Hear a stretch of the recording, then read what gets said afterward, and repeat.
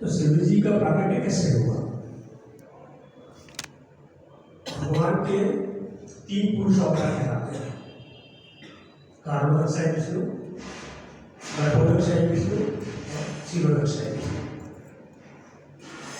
तो जब भगवान की बात अगर करते हैं ना, तो भगवान मतलब विष्णु, ये आपको हमें समझना चाहिए। अन्य की अगर बात करेंगे तो हम देवी बोलेंगे या देवता बोलेंगे, लेकिन जब भगवान की बात अगर करते हैं तो कृष्ण की बात करते हैं। कृष्ण तत्व है, विष्णु तत्व है, उसकी अगर बात करते हैं कहाँ तो कारणोदक विष्णु, गर्भोदक विष्णु, क्षीरोदक विष्णु। तो गर्भोदक विष्णु जो है, जब ये गर्भोदक नामक सागर में लेटे हुए हैं और माता लक्ष्मी उनकी चरण सेवा करती है, भगवान के नाभि क्षेत्र से एक कमलनाल प्रकट होती है। कमलनाथ के ऊपर, कमलनाल के ऊपर कमल पुष्प प्रकट होता है और कमल पुष्प पर ब्रह्मदेव का प्राकट्य होता है। इस तरह ब्रह्मा जी का प्राकट्य है। ब्रह्मा जी भी स्वयंभू है। जब हम महाजनों की बात करते हैं तो स्वयंभू मतलब ब्रह्मा जी को बोला जाता है।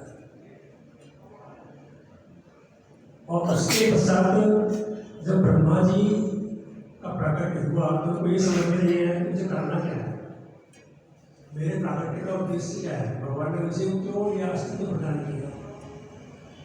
तो कमल नाम में ऊपर से नीचे होते रहे, नीचे से ऊपर होते रहे, तो कुछ भी समझ में नहीं आया। सब तक अंधकार था, फिर कुछ भी समझ में नहीं आया कि मुझे क्या करना है। एक बार अपने पुष्प जी पर बैठे हुए थे, उनको अचानक 2 शब्द सुनाई पड़े, ता और पा, मतलब तप।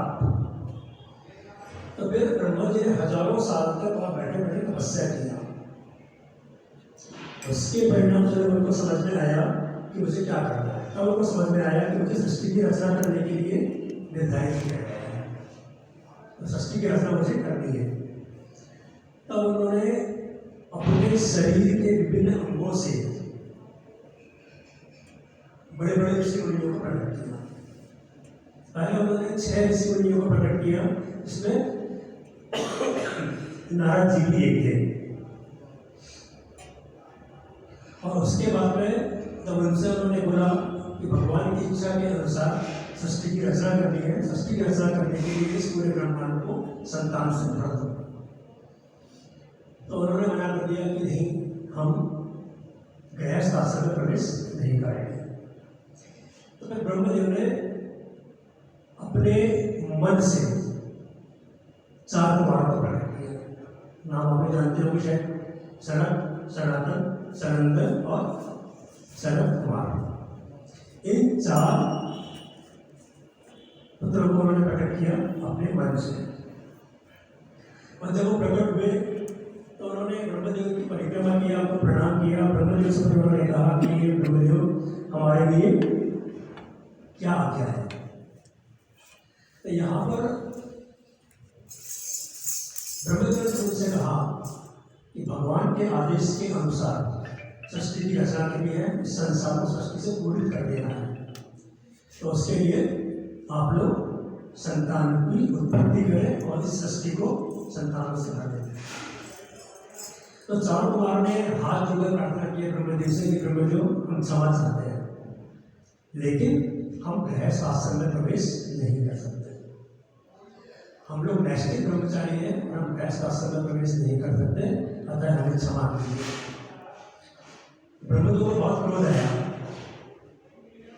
और क्रोध के परिणाम स्वरूप, जब क्रोध अगर आता है तो कहीं ना कहीं से रिएक्ट तो होगा, या तो हम मुँह से क्रोध की वाणी बोलेंगे या गाली गलौज करेंगे या किसी पे हाथ पर चलाना शुरू कर देंगे, किसी भी तरीके से क्रोध प्रकट जरूर होगा। तो ब्रह्मदेव ने उस क्रोध को प्रकट नहीं होने दिया। तो उन्होंने क्या किया कि दोनों हाथ की गुठलियों को बहुत तेजी से बांध लिया, और हाथ की गुठलियों को बांधने के बाद में दोनों आंखें जो है बहुत स्ट्रॉन्गली मीच लिया। अब क्रोध कहाँ से बाहर आएगा, और बोल भी कुछ नहीं रहे। तो उनका क्या हुआ कि एक भ्रकुटी दोनों आंखों के बीच में से यहाँ से एक रोका हुआ बालक प्रकट हुआ। और जब कोई चीज क्रोध से प्रकट होती है तो वो तामसी प्रवृत्ति की होती है। रंग बताया गया है वो बताया गया है लाल और पीले रंग का मिश्रण जो होता है वो होता है। तो उनके मस्तक से यहाँ से भ्रुकुटी से रोते हुए एक बालक का जन्म हुआ, इसलिए उनको रुद्र कहते हैं। और प्रकट होने के पश्चात धीरे धीरे करके बड़े भी हो गए और वो 11 रुद्रों में अपने आप को उन्होंने परिवर्तित कर दिया। कितने हो गए वो? 11 रुद्र बन गए। तो उन रुद्रों ने ब्रह्मा जी से कहा कि हम कौन हैं, हमारा काम क्या है और हम कहाँ रहेंगे। प्रश्नों की बहुत सारा लगा है।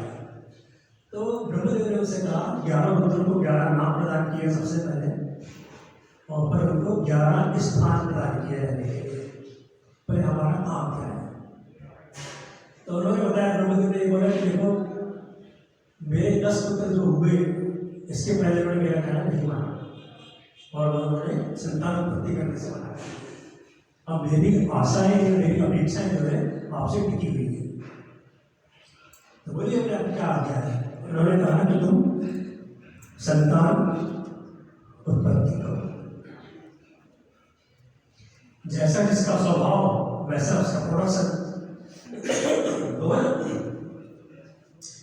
तो तमोगुण और रजोगुण का मिश्रित अवतार रुद्र प्रकट हुए थे।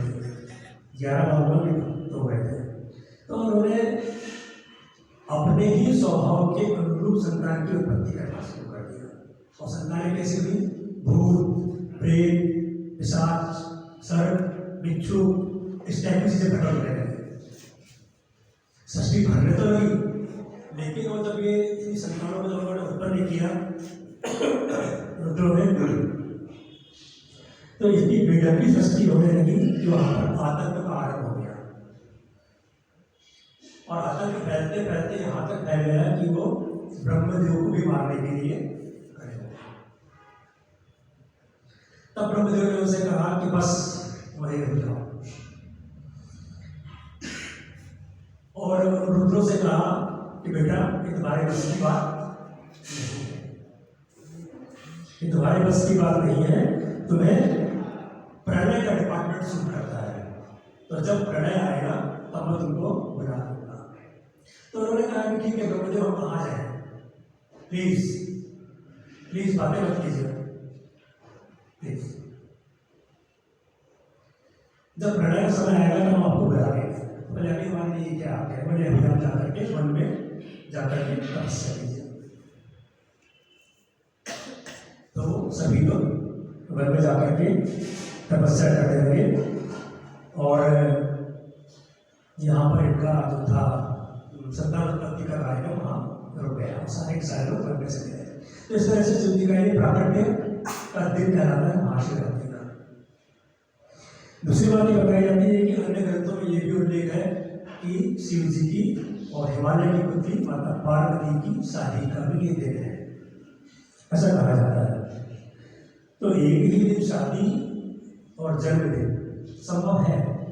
आज भी बहुत सारे लोग ऐसे हैं दुनिया में जो कि अपने जन्मदिन के दिन ही शादी करते हैं ताकि वो मेमोरेबल डे रहता है। तो ऐसा भी हो सकता है। तो बहरहाल बात कुछ भी हो, या तो शिव जी का जन्मदिन हो या शिव जी का विवाह का दिन हो, दोनों ही स्थिति में हमको उसको स्वीकार करना चाहिए, क्योंकि बातें बहुत स्पष्ट रूप से उल्लेख नहीं है कि विवाह है या जन्मदिन है।